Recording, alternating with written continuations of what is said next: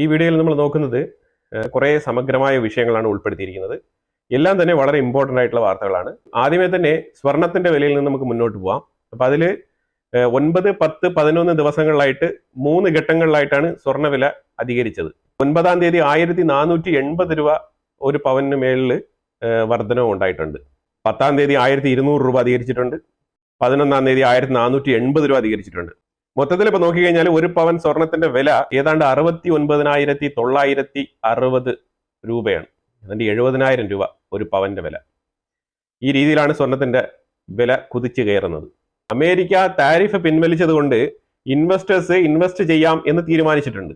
പക്ഷെ അവർ ഡിസൈഡ് ചെയ്തത് സ്വർണത്തിൽ ഇൻവെസ്റ്റ് ചെയ്യാനാണ്. കാരണം ഇപ്പോഴും ഈ താരിഫുമായിട്ട് ബന്ധപ്പെട്ട ചൈനയുമായിട്ടുള്ള ട്രേഡ് വാർ ഒക്കെ നിലനിൽക്കുന്ന ഈ ഒരു സാഹചര്യത്തിൽ, കാനഡയുമായിട്ട് ട്രേഡ് വാർ നിലനിൽക്കുന്നു. അപ്പൊ ഈ ഒരു സാഹചര്യത്തിൽ ഏറ്റവും കൂടുതൽ ഇൻവെസ്റ്റേഴ്സ് ചൂസ് ചെയ്യുന്നത് ഗോൾഡിൽ നിക്ഷേപിക്കാനാണ്. അപ്പൊ അതുകൊണ്ടാണ് സ്വർണ്ണവില ഈ രീതിയിൽ ഉയർന്നു പോകുന്നത്. ഒരു 2-3 പവനൊക്കെ മേടിക്കണം എന്നുണ്ടെങ്കിൽ വലിയ പാടാണ്. തീർച്ചയായിട്ടും നേരിയ തോതിലുള്ള വ്യത്യാസം വിലയിൽ വരാനുള്ള സാധ്യതയുണ്ട് സ്വർണ്ണവിലയിൽ. പക്ഷേ എത്ര വില കൂടുന്നോ അതിനനുസരിച്ചുള്ള രീതിയിലുള്ള കുറവ് രേഖപ്പെടുത്താറില്ല. നല്ല രീതിയിൽ കൂടുകയും വളരെ ചെറിയ തോതിൽ മാത്രമേ കുറയുകയുള്ളൂ. അതാണ് ഇതിനകത്ത് നമ്മൾ ഏറ്റവും കൂടുതൽ ഇമ്പോർട്ടൻ്റ് ആയിട്ട് നോക്കി കാണേണ്ട വിഷയം. അപ്പൊ എന്തായാലും ഒരു പവന് 70,000 രൂപ ആയിട്ടുണ്ട്. അങ്ങനെ അമേരിക്ക വീണ്ടും ചൈനയുടെ താരിഫ് 145% ഉയർത്തുകയും അപ്പൊ അതിനെ തുടർന്ന് ചൈന അതിന് മറുപടിയുടെ ഭാഗമായിട്ട് 125% ഉയർത്തുകയും ചെയ്തിട്ടുണ്ട് താരിഫ്. അപ്പൊ ഇപ്പൊ നിലവിലെ സംഭവം എന്ന് പറഞ്ഞാല് ചൈനയ്ക്ക് മേൽ അമേരിക്ക 145%, അമേരിക്കയുടെ മേൽ ചൈന 125%മാണ് ഇപ്പൊ താരിഫ് ഇപ്പൊ അപ്ലൈ ചെയ്ത് മുന്നോട്ട് പോകുന്നത്. ചൈന വളരെ ധൈര്യപൂർവ്വം അമേരിക്കയെ ചേർത്ത് നിൽക്കുന്നു എന്നൊക്കെ ഉള്ള രീതിയിലുള്ള ചില ബൂസ്റ്റപ്പുകളും ചില വാർത്തകളൊക്കെ വരുമ്പോൾ തന്നെ നമ്മൾ ഒരു കാര്യം മറക്കാതെ തന്നെ നമ്മൾ ഓർമ്മിപ്പിക്കേണ്ടതുണ്ട്. അതായത് ഇപ്പൊ ചൈന പല രീതിയിലും പല രാജ്യങ്ങളെയും ആശ്രയിക്കുന്നുണ്ട്. അതായത് അമേരിക്കയ്ക്കെതിരെയുള്ള ഈ ഒരു ട്രേഡ് യുദ്ധത്തിൽ ചൈനയോടൊപ്പം നിൽക്കണം എന്ന് സഹകരിക്കണം എന്ന് ചോദിച്ചുകൊണ്ട് പല രാജ്യങ്ങൾ, യൂറോപ്യൻ യൂണിയൻ, അതേപോലെ ഇന്ത്യ, അതുപോലെ തന്നെ പല രാജ്യങ്ങൾ, ഈസ്റ്റ് ഏഷ്യൻ രാജ്യങ്ങളായിട്ട് കിടക്കുന്ന വിയറ്റ്നാം, കംബോഡിയ, തായ്ലാന്റ് ഉൾപ്പെടെയുള്ള രാജ്യങ്ങളുമായിട്ടെല്ലാം ചൈന ഇപ്പം കൂടുതൽ അടുക്കാനും വ്യാപാര ബന്ധങ്ങൾ ശക്തിപ്പെടുത്താനൊക്കെ ശ്രമിക്കുന്നുണ്ട്. പക്ഷേ ഒരു സൈഡിൽ നിന്നും അത്ര ശക്തമായിട്ടുള്ള ഒരു പോസിറ്റീവ് റെസ്പോൺസ് വരുന്നില്ല. കാരണം ചൈനയുമായിട്ട് ഏതൊക്കെ രാജ്യങ്ങൾ അടുക്കുന്നോ അവർക്കൊക്കെ തന്നെ മികച്ച രീതിയിലുള്ള താരിഫ് അമേരിക്ക ഉണ്ടാക്കി കൊടുക്കും എന്നുള്ളതിൽ യാതൊരു സംശയമില്ലാതാണ്. അപ്പൊ അതുകൊണ്ട് തന്നെ എല്ലാവരും വിട്ടു നിൽക്കുകയാണ്. ഇന്ത്യ വളരെ കൃത്യമായിട്ടുള്ള ഒരു ഉത്തരം ചൈനയ്ക്ക് കൊടുത്തിട്ടുണ്ട്. അതായത് ചൈനയും അമേരിക്കയും തമ്മിലുള്ള ട്രേഡ് യുദ്ധം അത് വെറും ഒരു ട്രേഡ് യുദ്ധമായിട്ട് ഞങ്ങൾക്ക് തോന്നുന്നില്ല. ഇന്ത്യക്കെതിരെ അമേരിക്ക താരിഫ് വിധിച്ചിട്ടുണ്ട്. അതിൽ കാരണങ്ങളുണ്ട്. കാരണം ഇന്ത്യയും അമേരിക്കക്കെതിരെ കൂടുതൽ താരിഫ് തന്നെ വിധിച്ചിരിക്കുന്നത്. അപ്പൊ അതുകൊണ്ട് അതുമായിട്ട് ബന്ധപ്പെട്ടുള്ള നെഗോസിയേഷൻ ചെയ്യേണ്ടത് അമേരിക്കയുമായിട്ടാണ്. മാത്രവുമല്ല, ഇത് ഒരു രാജ്യവും തമ്മിൽ, രണ്ട് government to government, America government Indian government തമ്മിൽ സംസാരിച്ച് തീർക്കേണ്ട വിഷയമാണ്. അതേപോലെ അതാത് ബന്ധപ്പെട്ട രാജ്യങ്ങൾ ഗവൺമെന്റ് ടു ഗവൺമെന്റ് റിലേഷൻഷിപ്പ് അമേരിക്കയുമായിട്ട് ചെയ്ത് ഒത്തുതീർപ്പാക്കി താരിഫിലെ നെഗോസിയേഷൻ കൊണ്ടുവരേണ്ട സാഹചര്യമാണ്. അപ്പൊ അതുകൊണ്ട് തന്നെ ചൈനയുമായിട്ട് ഈ ഒരു വിഷയത്തിൽ ഇന്ത്യ സഹകരിക്കില്ല എന്നാണ് പറഞ്ഞിരിക്കുന്നത്. ഇപ്പൊ ചൈനയുടെ സ്റ്റോക്ക് മാർക്കറ്റ് തകർച്ചയിലാണ്. അപ്പൊ അതുകൊണ്ട് തന്നെ ജപ്പാന്റെ സ്റ്റോക്ക് മാർക്കറ്റ് ആയിട്ട് ജപ്പാനൊക്കെ ഇന്നലെ -5.4% രേഖപ്പെടുത്തിയിട്ടുണ്ട്. അതേപോലെ ഓസ്ട്രേലിയയുടെ ഷെയർ മാർക്കറ്റ് എല്ലാം ഡൗൺ ആണ്. പക്ഷെ ഇന്ത്യയുടെ സ്റ്റോക്ക് മാർക്കറ്റ് നല്ല രീതിയിൽ തന്നെ മുന്നോട്ട് പോകുന്നുണ്ട്. അതിന്റെ കാരണം വേറെ ഒന്നുമില്ല, അമേരിക്കയുടെ ഭാഗത്ത് നിന്ന് ഇന്ത്യക്കെതിരെ അതിശക്തമായ രീതിയിൽ, അതായത് ചൈനയെ കൺഫ്രണ്ട് ചെയ്യുന്ന പോലെ അമേരിക്ക ഇന്ത്യയെ ഡീല് ചെയ്യത്തില്ല എന്നുള്ളൊരു ഉറപ്പുള്ളത് കൊണ്ട് കുറെയൊക്കെ ഇൻവെസ്റ്റ്മെന്റുകൾ ഇന്ത്യക്കുള്ളിൽ വരുന്നുണ്ട്. ഇന്നൊക്കെ ഇൻഡെക്സ് ഒക്കെ നല്ല രീതിയിൽ ഉയർന്നു പോയിട്ടുണ്ട് എന്നുള്ളതാണ് മനസ്സിലാക്കാൻ പറ്റുന്നത്. പോയിന്റൊക്കെ പ്ലസ് രേഖപ്പെടുത്തിയിട്ടുണ്ടെന്ന്. ചൈന അതേപോലെ തന്നെ ഹോളിവുഡ് സിനിമകളെല്ലാം ബാൻ ചെയ്തതുകൊണ്ട് തന്നെ ഡിസ്നി ലാൻഡ് പോലത്തെ അതേപോലത്തെ മീഡിയ കമ്പനികളെല്ലാം തന്നെ അമേരിക്കയുടെ ഉള്ളില് സ്റ്റോക്ക് മാർക്കറ്റിൽ തന്നെ നല്ല രീതിയിലുള്ള ഇടിവ് രേഖപ്പെടുത്തുന്നുണ്ട്. അതേപോലെ ചൈന ഏറ്റവും കൂടുതൽ ഇമ്പോർട്ട് ചെയ്യുന്നത് സോയയാണ്. സോയാബീൻ ഇല്ലാതെ ചൈനയ്ക്ക് ഒരു ജീവിതമില്ല എന്ന് വേണമെങ്കിൽ പറയാം. കാലിത്തീറ്റയ്ക്ക് ആയിക്കോട്ടെ, അതേപോലെ തന്നെ അവരുടെ മറ്റുള്ള ഇതര ആവശ്യങ്ങൾക്കെല്ലാം, ഫുഡ് പർപ്പസിനെല്ലാം തന്നെ അവർ സോയാബീനാണ് ഏറ്റവും കൂടുതൽ ഉപയോഗിക്കുന്നത്. തോഫു ഒക്കെ അവർ ഏറ്റവും കൂടുതൽ ഉൽപ്പാദിപ്പിക്കുന്നത് എല്ലാം അവരുടെ നിത്യജീവിതത്തിന്റെ ഭാഗമായിട്ട് ഉപയോഗപ്പെടുത്തുന്ന സാധനമാണ് ഈ സോയാബീൻ. ഏറ്റവും കൂടുതൽ ഇറക്കുമതി ചെയ്തുകൊണ്ടിരിക്കുന്നത് അമേരിക്കയുടെ അടുത്ത് നിന്നും അതേപോലെ ബ്രസീലിന്റെ അടുത്ത് നിന്നുമാണ്. അമേരിക്കയുടെ അടുത്തു നിന്നുള്ള ഇറക്കുമതി ചൈന കുറയ്ക്കാൻ തീരുമാനിച്ചിട്ടുണ്ട്. ഏതാണ്ട് 2022 തന്നെ അവർ അതിനുള്ള ആക്ഷൻ പ്ലാൻ ചെയ്തിട്ടുണ്ടായിരുന്നു. അതായത് സോയാബീനുമായിട്ട് ബന്ധപ്പെട്ട് ചൈനയ്ക്കുള്ളിൽ ഉള്ള ജനങ്ങൾക്ക് സോയാബീൻ കുറച്ച് ഉപയോഗിക്കണമെന്നും സോയാബീൻ ഒഴിവാക്കിക്കൊണ്ട് മാക്സിമം എന്തൊക്കെ രീതിയിലുള്ള ഭക്ഷണങ്ങൾ പാകം ചെയ്യാൻ കഴിയും എന്നുള്ള രീതിയിലൊക്കെ ചില ഇൻസ്ട്രക്ഷൻസ് ഒക്കെ ഗവൺമെന്റിന്റെ ഭാഗത്ത് നിന്ന്, അവരുടെ പ്രൈമറി ഹെൽത്ത് സെന്ററിന്റെ ഭാഗത്ത് നിന്നൊക്കെ ഈ ഒരു ഇൻഫർമേഷൻസ് ജനങ്ങളിലേക്ക് പകർന്നു കൊടുക്കപ്പെട്ടിട്ടുണ്ട്. അപ്പൊ അതിനനുസരിച്ച് പെട്ടെന്ന് ഫുഡ് ഹാബിറ്റിലൊക്കെ മാറ്റം വരുത്താന്ന് പറഞ്ഞാൽ അത്ര എളുപ്പത്തിൽ നടക്കുന്ന കാര്യമല്ല. അപ്പൊ അതുപോലെ തന്നെ ഏറ്റവും കൂടുതൽ ചൈനയ്ക്കുള്ളിൽ തന്നെ സോയാബീൻ ഉൽപ്പാദിപ്പിക്കാനുള്ള ശ്രമവും കൂടെ അവർ നടത്തുന്നുണ്ട്. പക്ഷെ എന്നിരുന്നാലും ഇറക്കുമതിയിൽ ഇതുവരെ വലിയ രീതിയിലുള്ള കുറവ് രേഖപ്പെടുത്തിയിട്ടില്ല. അതായത് 2022 14% സോയാബീനാണ് ചൈന ഇറക്കുമതി ചെയ്തുകൊണ്ടിരുന്നത്. ഇപ്പൊ അത് ഏതാണ്ട് 13% മാറിയിട്ടുണ്ട്. അപ്പൊ ചെറിയൊരു കുറവാണ് രേഖപ്പെടുത്തിയിരിക്കുന്നത്. അതായത് 2030 ഏറ്റവും കൂടുതൽ ഈ ഒരു സോയാബീന്റെ ഇറക്കുമതി ഡിപ്പെൻഡൻസി കുറച്ച് കൊണ്ടുവരണം മാക്സിമം എന്നാണ് ചൈനയുടെ പോളിസി. പക്ഷേ ഇതുവരെ അതിന് സാധ്യമായിട്ടില്ല. അപ്പൊ ഇനിയിപ്പം സോയാബീൻ ബ്രസീലിലൂടെ ആയിരിക്കും ഇറക്കുമതി ചെയ്യുന്നത്. ഇനിയിപ്പോൾ ബ്രസീലിന് വേണമെങ്കിൽ അമേരിക്കയുടെ അടുത്ത് സോയാബീൻ മേടിച്ചിട്ട് വേണമെങ്കിൽ അഡീഷണൽ ആയിട്ട് ഏറ്റവും കൂടുതലായിട്ട് ബ്രസീൽ ചൈനയ്ക്ക് കയറ്റുമതി ചെയ്യുമായിരിക്കും. ചൈന 2022 മുമ്പ് ഏതാണ്ട് 60 മില്യൺ ടൺ സോയാബീൻ മാത്രം ഇറക്കുമതി ചെയ്തിരുന്നു അമേരിക്കയുടെ അടുത്ത് നിന്ന്. അതാണ് നമ്മൾ ഇതിനകത്ത് മനസ്സിലാക്കേണ്ടത്. അപ്പൊ ചൈനയുടെ ഈ ഒരു സോയ നീഡ് എത്രമാത്രം ഉണ്ട് എന്നുള്ളതാണ് നമ്മൾ ഇതിനകത്ത് മനസ്സിലാക്കേണ്ടത്. ഇതുപോലെ വിവിധ തരത്തിലുള്ള വ്യത്യസ്തമായ പ്രോഡക്റ്റുകൾ ഉണ്ട്. ഇപ്പൊ ചൈന പർപ്പസ്ഫുള്ളി ആണ് ഇപ്പോൾ ഒരു സോയാബീൻ അമേരിക്കയിൽ നിന്ന് ഇറക്കുമതി കട്ടാക്കുന്നത്. അവർക്ക് ആവശ്യമുണ്ടായിട്ടും അവർ കട്ട് ചെയ്യാണ്. കാരണം വേറെ ഒന്നുമില്ല, അമേരിക്കയെ ഏതെങ്കിലും രീതിയിൽ ബ്രേക്ക് ചെയ്യാൻ പറ്റുമെങ്കിൽ ചെറിയ രീതിയിലെങ്കിലും അവരെ ഒന്ന് ക്രാക്ക് ചെയ്യുക എന്നുള്ള ഒരു ഉദ്ദേശം തന്നെയാണ് ചൈന മുന്നോട്ട് കൊണ്ടുപോകുന്നത്. ചൈനയുടെ ഈ ഒരു താരിഫ് പോളിസി, ചൈനയും അമേരിക്കയും തമ്മിൽ നടക്കുന്ന ഈ ഒരു താരിഫ് യുദ്ധം ഇന്ത്യക്ക് ഗുണം ചെയ്യും എന്നുള്ള രീതിയിലൊക്കെ പലരും പറയുന്നുണ്ട്. പക്ഷെ ഇന്ത്യക്ക് അത് പെർമനന്റ് ആയിട്ടൊരു ഗുണമൊന്നും ചെയ്യത്തില്ല. കാരണം ഒരു രാജ്യവും ഇറക്കുമതി ഏറ്റവും കൂടുതൽ ചെയ്യുകയും കയറ്റുമതി ഏറ്റവും കുറവ് ചെയ്യുകയും ചെയ്തുകൊണ്ടിരുന്നു കഴിഞ്ഞാൽ ഒരിക്കലും ഒരു പുരോഗതിയൊന്നും ഉണ്ടാവില്ല. ഒരു രാജ്യം ഡെവലപ്പ് ആകുന്ന എപ്പോഴാണ്?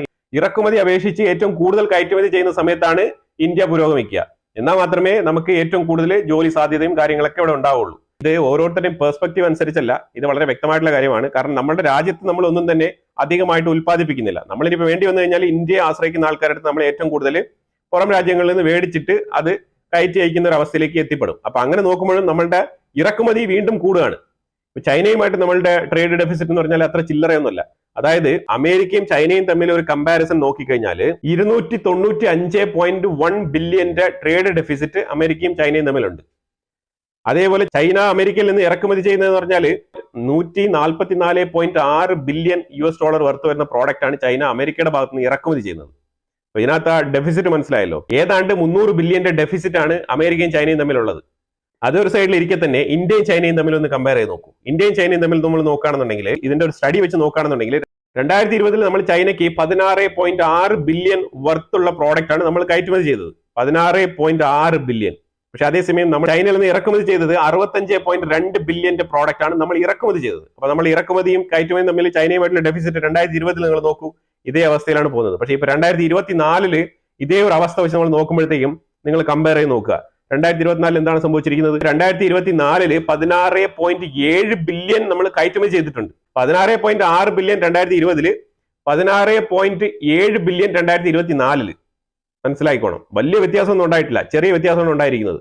അതേപോലെ ഇറക്കുമതി, ചൈനയിൽ നിന്നുള്ള ഇറക്കുമതിയാണ് നമ്മൾ ഇപ്പോൾ പറയാൻ പോകുന്നത്. ചൈനയിലുള്ള ഇറക്കുമതി 2020 65.2 ബില്യൺ ആയിരുന്നു എന്നുണ്ടെങ്കിൽ അതിപ്പോ 101.7 ബില്യൺ ആയിട്ട് ഉയർന്നിരിക്കുന്നു. 101.7 ബില്യൺ.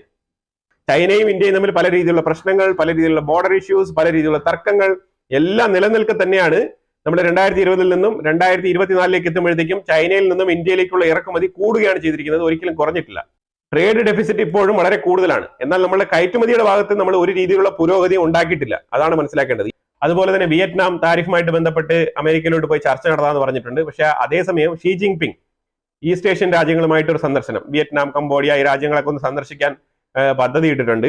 അപ്പൊ അതുകൊണ്ട് തന്നെ സംഭവിക്കാൻ പോകുന്നത് ഇപ്പൊ എല്ലാവരും തന്നെ ഇപ്പൊ ഷീ ജിൻപിങ് ഏതൊക്കെ രാജ്യത്ത് വരുമോ അവർക്കൊക്കെ അമേരിക്കയുടെ സൈഡിൽ നിന്ന് പണി കിട്ടുമോ എന്നുള്ളൊരു പേടിയുണ്ട്.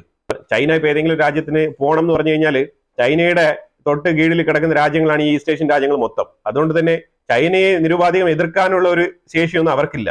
അതുകൊണ്ട് തന്നെ ഷീ ജിൻപിങ്ങിനെ സന്ദർശിച്ച് പോകും. പക്ഷെ എന്നാലും അമേരിക്കയോടുള്ള ട്രേഡ് തന്നെ ആയിരിക്കും എല്ലാ കാലത്തും മറ്റുള്ള രാജ്യങ്ങൾക്ക് കുറച്ചുകൂടെ ഗുണം ചെയ്യാന്നുള്ളത്. പക്ഷെ അതേസമയം അമേരിക്കയെ സംബന്ധിച്ചിടത്തോളം ചൈനയുമായിട്ടും ഇന്ത്യയുമായിട്ടും നടത്തുന്ന ട്രേഡാണ് ഏറ്റവും ഇമ്പോർട്ടന്റും അമേരിക്കയ്ക്ക്. കാരണം അതാണ് ഏറ്റവും കൂടുതൽ ലാഭം കിട്ടുന്ന പരിപാടി. മറ്റുള്ളത് അങ്ങനെയല്ല, കുറച്ചായിട്ട് ഇങ്ങനെ ട്രേഡ് നടത്തി വരുമാനം ഉണ്ടാക്കണം. പക്ഷെ ഇന്ത്യ, ചൈന എന്നൊക്കെ പറഞ്ഞു കഴിഞ്ഞാൽ ബൾക്കായിട്ട് അങ്ങ് അടിക്കുകയാണ് ലോട്ടറി പോലെ. കാരണം അമ്മാതിരിയാണ് പോപ്പുലേഷൻ ഉള്ളത്. നമ്മളുടെ പോപ്പുലേഷനാണ് നമ്മളുടെ വെൽത്ത്. അത്രമാത്രം നമ്മൾ പൈസ ഇങ്ങനെ എറിഞ്ഞങ്ങ് മേടിച്ചുകൊണ്ടിരിക്കും സാധനങ്ങൾ. അതാണ് അമേരിക്ക ചൈനയ്ക്ക് ഈ രീതിയിൽ പ്രഷർ കൊടുക്കുമ്പോഴും ഇന്ത്യ ഒരു സൈഡിൽ ബാലൻസ് ചെയ്ത് നിർത്തുന്നത്.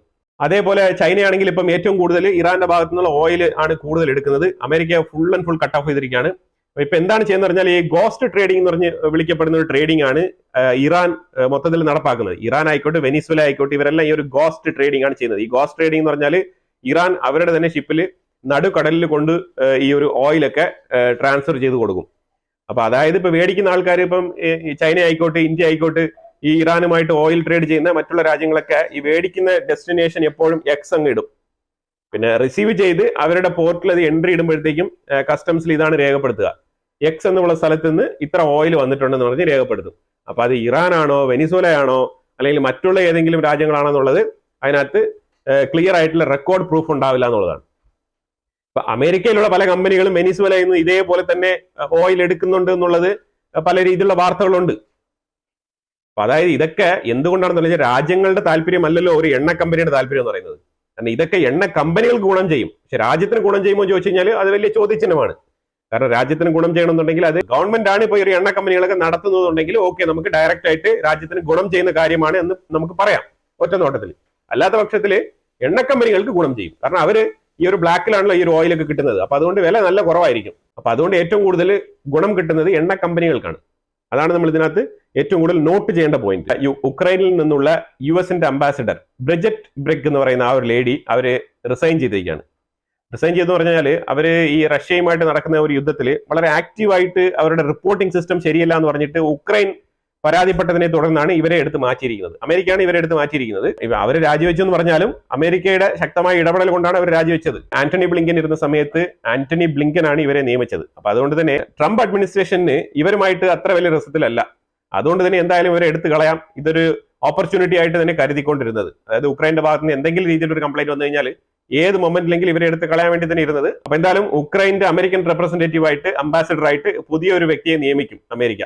നമ്മൾ റഷ്യ ഉക്രൈന്റെ ഭാഗത്ത് വന്നു കഴിഞ്ഞാൽ റഷ്യ കൂടുതൽ അഗ്രസീവായിട്ട് ആക്രമണം നടത്തുന്നതായിട്ട് റഷ്യ അവകാശപ്പെടുന്നുണ്ട്. UK, ഫ്രാൻസ് ഇവരൊക്കെ തന്നെ കുറച്ച് പിടിച്ചു നിൽക്കാൻ വേണ്ടിയിട്ട് ബോൾഡ് ആയിട്ടുള്ള സ്റ്റേറ്റ്മെന്റുകൾ മുന്നോട്ട് വെച്ചാലും ഉക്രൈനിലെ സെലൻസ്കി എപ്പോഴും ഇത് തുറന്നു പറയുന്നുണ്ട്, റഷ്യ അഗ്രസീവായിട്ട് അറ്റാക്ക് ചെയ്യുന്നുണ്ട് തന്നെയാണ് പറയുന്നത്. ഇപ്പൊ ഈ മാപ്പിൽ ഞാൻ കാണിക്കുന്നതിൽ ഇതിൽ yellow portions, pink colour portions അല്ല, യെല്ലോ പോർഷൻസ് എന്ന് പറയുന്നത് റഷ്യ പുതുതായിട്ട് എക്സ്പാൻഡ് ചെയ്ത് മുന്നോട്ട് വരുന്ന ഏരിയകളാണ് ഇതിനകത്ത് കാണിച്ചിരിക്കുന്നത്. റഷ്യ കേഴ്സ്ക് ഭാഗം പൂർണ്ണമായിട്ട് പിടിച്ചടക്കി, അതിലുപരിയായിട്ട് ഏറ്റവും കൂടുതൽ ഉക്രൈന്റെ ഭാഗങ്ങളും കൂടെ കയറി പിടിച്ചുകൊണ്ടിരിക്കുന്നതായിട്ടാണ് ഈ ഒരു മാപ്പ് സൂചിപ്പിക്കുന്നത്. മാർക്ക് കർണെ അറിയാലോ, കാനഡയിലെ പ്രൈം മിനിസ്റ്റർ. പുള്ളി പറഞ്ഞിരിക്കുന്നത് ഇസ്രായേൽ ചെയ്തുകൊണ്ടിരിക്കുന്നത് അത്ര നല്ല പ്രവൃത്തിയല്ല.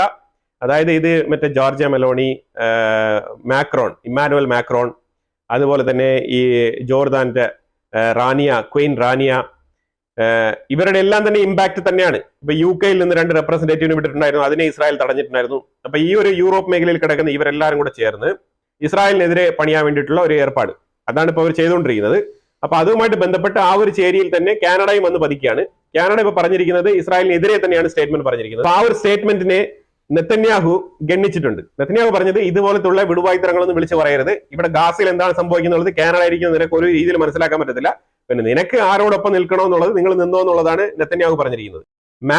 മാക്രോന്റെ ഒരു ഗ്ലോബൽ ഇൻഫ്ലുവൻസ് കാണിക്കാൻ വേണ്ടിയിട്ടുള്ള ഇടപെടലാണ് ഇപ്പൊ നടത്തിക്കൊണ്ടിരിക്കുന്നത്. അത് ഏത് രീതിയിലായാലും വരുന്ന ജൂൺ മാസത്തിന് മുമ്പ് മാക്രോൺ ഇടപെടുന്ന ഈ ഒരു അറബ് ടീം, സൗദി അറേബ്യ ഉൾപ്പെടെയുള്ള അറബ് ലീഗുമായിട്ട് ബന്ധപ്പെട്ട് ജൂണിന് മുമ്പായിട്ട് ഒരു പുതിയ പാലസ്തീൻ എന്നുള്ള രീതിയിലുള്ള ഒരു പാലസ്തീൻ രൂപീകരിക്കുന്നതിനെ കുറിച്ചുള്ള ഒരു എക്സാക്ട് ബ്ലൂ പ്രിന്റ് കൊണ്ടുവരും എന്നാണ് പറഞ്ഞിരിക്കുന്നത്.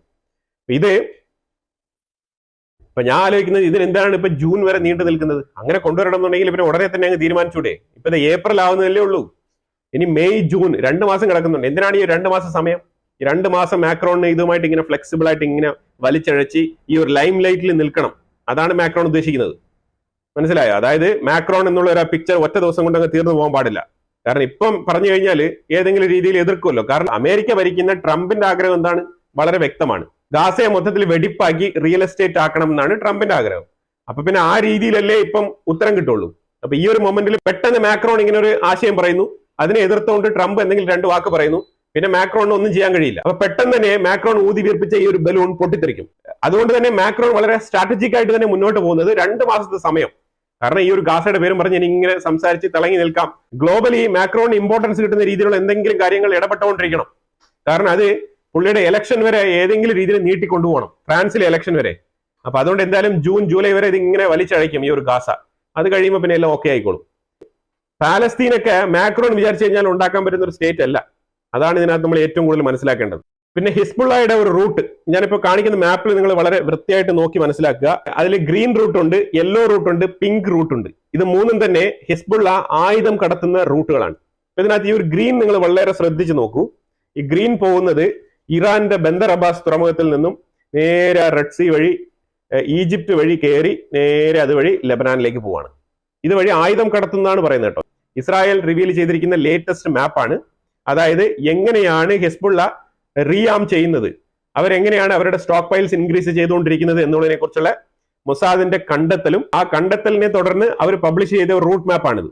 ഇതിലുപരിയായിട്ട് അടുത്ത റെഡ് റൂട്ട് നോക്കൂ, റെഡ് കളർ റൂട്ട്. അത് ശരിക്കും സൗത്ത് സുഡാൻ, അത് ശരിക്കും പറഞ്ഞാൽ സുഡാൻ വഴി നേരെ ആ ഒരു ആഫ്രിക്കൻ റീജിയനിലൂടെ കയറ്റി നേരെ അതുവഴി മുകളിൽ ഈജിപ്തിന്റെ സൈഡ് ബോർഡർ അതുവഴി കൊണ്ടുപോയി നേരെ ലെബനാനിലേക്ക് ബെയ്റൂത്തിലേക്ക് ആയുധം എത്തിക്കുന്നു എന്നാണ് അടുത്ത ഇസ്രായേൽ അവകാശപ്പെടുന്നത്.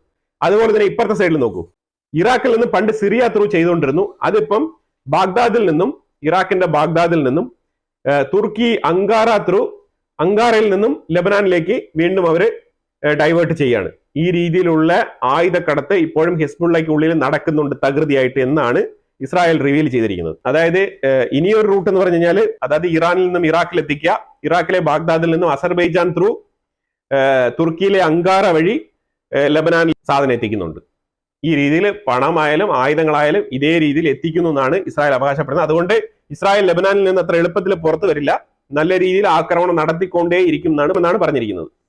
യമനി ലീഡറിന്റെ ട്വിറ്റർ പേജ് മരവിപ്പിച്ചിരിക്കുകയാണ്. യമനി ലീഡർ എപ്പോഴും ഈ സ്പോക്സ് പേഴ്സൺ ആയിട്ടൊക്കെ വന്നിട്ടാലും അവരെ ട്വിറ്റർ ഓൺലൈനൊക്കെ ഭയങ്കരമായിട്ട് യൂസ് ചെയ്യുന്നുണ്ട്. ട്വിറ്ററിലാണ് ഏറ്റവും കൂടുതൽ പ്രസ്താവനകൾ പുറത്തിറക്കുന്നത്. അപ്പൊ ആ രീതിയിൽ ഈ ഹൂത്തി ലീഡറിന്റെ തന്നെ മെയിൻ പേജ് ട്വിറ്റർ മരവിപ്പിച്ചിരിക്കുകയാണ്. പിന്നെ ഒരു ഇൻഫർമേഷൻ, ഇത് ഇസ്രായേലും തുർക്കിയും അമേരിക്കയും ബന്ധപ്പെട്ട് കിടക്കുന്ന ഒരു വിഷയമാണ്. പിന്നീട് ഇനിയിപ്പോ അടുത്ത ആഴ്ചകളിലേക്ക് ചർച്ചയ്ക്ക് വരുന്ന ഒരു വിഷയമായിരിക്കും. കാരണം ഇപ്പം ഇസ്രായേലും തുർക്കിയും തമ്മിൽ ചർച്ച നടത്തുന്നുണ്ട്. അതായത് സിറിയയ്ക്കുള്ളിൽ ഒരു തീരുമാനം എടുക്കണം. കാരണം സിറിയയ്ക്കുള്ളിൽ തുർക്കിക്ക് ഒരു നിയന്ത്രണ രേഖ വേണം, അല്ലാന്നുണ്ടെങ്കിൽ ഇസ്രായേലിന് അത് ബുദ്ധിമുട്ടാവും.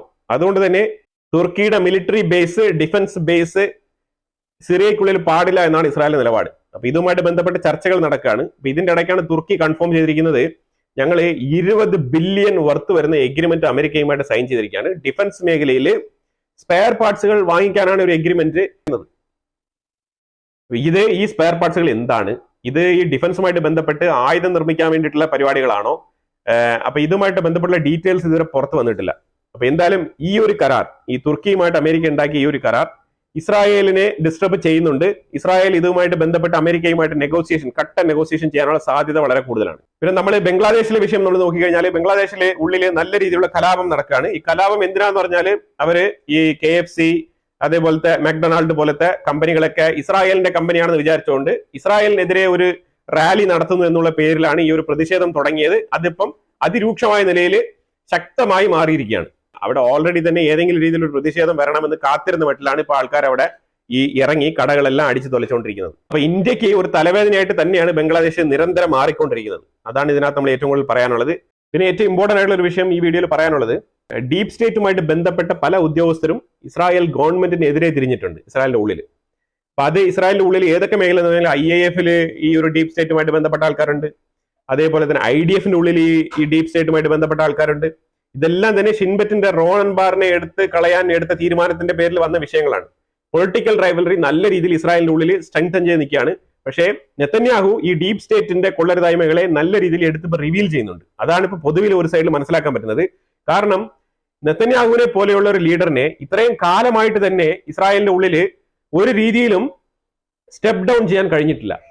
ഇതാണ് അവിടുത്തെ ഡീപ് സ്റ്റേറ്റിന്റെ ഏറ്റവും വലിയ പരാജയമായിട്ട് ഡീപ് സ്റ്റേറ്റ് വിചാരിക്കുന്നത്. ഡീപ് സ്റ്റേറ്റിന് എപ്പോഴും ഡീപ് സ്റ്റേറ്റ് വിചാരിക്കുന്ന ആൾക്കാർ വേണം പൊസിഷനിൽ വരാൻ. പക്ഷെ നെതന്യാഹു ഇത്രയും കാലമായിട്ട് അവിടെ തുടരുന്നത് ഡീപ് സ്റ്റേറ്റിനെ അസ്വസ്ഥതപ്പെടുത്തുന്നു. അതാണ് ഇതിൽ ഏറ്റവും വലിയ ഇമ്പോർട്ടന്റ് ആയിട്ടുള്ള കാര്യം. കാരണം ഇപ്പൊ നെതന്യാഹു ഡീപ് സ്റ്റേറ്റിനേക്കാളും പവർഫുൾ ആണ്. അതാണ് ഇതിന്റെ ഏറ്റവും വലിയ കാര്യം. അപ്പൊ ഡീപ് സ്റ്റേറ്റ് ഇപ്പൊ എന്താണ് ഉദ്ദേശിച്ചിരിക്കുന്നത് പറഞ്ഞാൽ IAF, അതായത് ഇസ്രായേലി എയർഫോഴ്സിനെ കൊണ്ട് തന്നെ അതിൽ നിർണായകമായിട്ടുള്ള കുറെ ആൾക്കാരുടെ 1000 പേരുടെ ഒപ്പ് ശേഖരണം നടത്തിയിട്ടുണ്ടെന്നാണ് പൊതുവിൽ നമുക്ക് വാർത്തകൾ മനസ്സിലാക്കാൻ പറ്റുന്നത്. ഈ 1000 പേരുടെ ഒപ്പ് ശേഖരണത്തിൽ നിർണായകമായിട്ടുള്ള പദവിയിലുള്ള ആൾക്കാർ വരെ ഒപ്പുവെച്ചിട്ടുണ്ട്. എന്തിനാണ്? ഈ IDF നടത്തുന്ന എയർ സ്ട്രൈക്കിനെതിരെ. ഇസ്രായേലി എയർഫോഴ്സ് നടത്തുന്ന എയർ സ്ട്രൈക്ക് ബന്ദികൾ, അതായത് ഇനിയിപ്പം ജീവിച്ചിരിക്കുന്ന 1-2 ബന്ദികളുടെ മേളിലും കൂടെ വീണേക്കാം. അതായത് 200-ൽ പരം ബന്ദികളെ ഹമാസ് കൊണ്ടുപോയി ഗാസയ്ക്കുള്ളിൽ പൂഴ്ത്തി വെച്ചിരുന്ന സമയത്ത് എയർ സ്ട്രൈക്ക് നടത്താൻ ഒരു പ്രശ്നമില്ലായിരുന്നു. ഇപ്പൊ ഏതാണ്ട് 10-11 ആൾക്കാർ മാത്രമേ ജീവിച്ചിരിപ്പുള്ളൂ എന്നുള്ളൊരു വാർത്തയാണ് ഇപ്പൊ പൊതുവിൽ വെളിയിൽ വരുന്നത്. ഈ ഒരു സാഹചര്യത്തിലാണ് ഇപ്പൊ IAF ഈ ഒരു ഡീപ് സ്റ്റേറ്റിന്റെ കളിയുമായിട്ട് വരുന്നത്. അപ്പൊ ഇതിനകത്ത് ഡീപ് സ്റ്റേറ്റിന്റെ ഇടപെടൽ വളരെ വ്യക്തമായിട്ട് മനസ്സിലാക്കാൻ വേണ്ടിയിട്ടാണ് ഞാൻ ഇത് പറയുന്നത്. ഡീപ് സ്റ്റേറ്റ് എത്രമാത്രം പൊളിറ്റിക്കലി ഇൻവോൾവ് ആകുന്നു എന്നുള്ളതാണ് ഞാൻ ഇതിനകത്ത് എടുത്ത് പറയുന്നത്. 1000 പേര് IAF എയർ സ്ട്രൈക്ക് നടത്തുന്നതിന്, അതായത് ഈ ഒരു ഗാസയുടെ മേളിലായിക്കോട്ടെ ലബനാന്റെ മേളിലായിക്കോട്ടെ പല സ്ഥലത്തും എയർ സ്ട്രൈക്ക് നടത്തുന്നതിൽ വിയോജിപ്പ് രേഖപ്പെടുത്തിക്കൊണ്ടാണ് ഈ ഒരു ഒപ്പ് ശേഖരണം നടത്തി ഈ ഗവൺമെന്റിനെതിരെ ഈ ഒരു പേപ്പർ മൂവ് ചെയ്തിരിക്കുന്നത്. ഇത് നെതന്യാഹു അപ്പൊ തന്നെ എടുത്ത് കീറി പറിച്ച് ചവിട്ടുകൊട്ടയിൽ ഇടുന്ന ഒരു ഏർപ്പാടാണ്. അതേസമയം ഇപ്പൊ എന്താണ് ഇപ്പം ഇസ്രായേൽ ഗവൺമെന്റ് ചെയ്യുന്ന പറഞ്ഞാൽ, ഇപ്പൊ ശരിക്കും പറഞ്ഞാൽ ഇന്റലിജൻസ് വിഭാഗം ഒരു സൈഡിൽ, IAF ഒരു സൈഡിൽ, IDF ഒരു സൈഡിൽ, ഗവൺമെന്റ് ഒരു സൈഡിൽ, ഇങ്ങനെയാണ് നിൽക്കുന്നത്. അപ്പൊ ഇതെല്ലാം ഏകോപിപ്പിച്ച് കൊണ്ടുവരാനാണ് ഇപ്പോൾ നെതന്യാഹു ശ്രമിക്കുന്നത്. അതിനുവേണ്ടി ചില നിർണായക പൊസിഷനിൽ ഇരിക്കുന്ന ആൾക്കാരെയൊക്കെ ഇനിയും വരും ദിവസങ്ങളിൽ ഇസ്രായേലിന്റെ ഉള്ളിൽ നിന്ന് പദവി നീക്കം ചെയ്യുന്നതായിരിക്കും. അപ്പൊ അതുകൊണ്ട് പൊളിറ്റിക്കലി ഇസ്രായേലിന്റെ ഉള്ളിൽ കുറച്ചുകൂടെ മാറ്റങ്ങൾ, കുറച്ചുകൂടെ ഷോക്കിംഗ് ന്യൂസ് ഒക്കെ പുറത്തു വരാനിരിക്കുന്ന ദിവസങ്ങളാണ് ഇനിയുള്ള ആഴ്ചകളിൽ നമുക്ക് കാണാൻ കഴിയുക. അപ്പൊ എന്തായാലും സമഗ്രമായ കുറെ വിശേഷങ്ങളാണ് ഈ വീഡിയോയിൽ പങ്കുവച്ചത്. തീർച്ചയായിട്ടും ഇതിനെക്കുറിച്ചുള്ള അഭിപ്രായങ്ങൾ കമന്റ് ബോക്സിൽ രേഖപ്പെടുത്തുക. കൂടുതൽ വിശേഷങ്ങൾക്കായിട്ട് ചാനൽ സബ്സ്ക്രൈബ് ചെയ്യുക. അടുത്ത വീഡിയോയുമായിട്ട് വീണ്ടും വരാം. Thank you so much.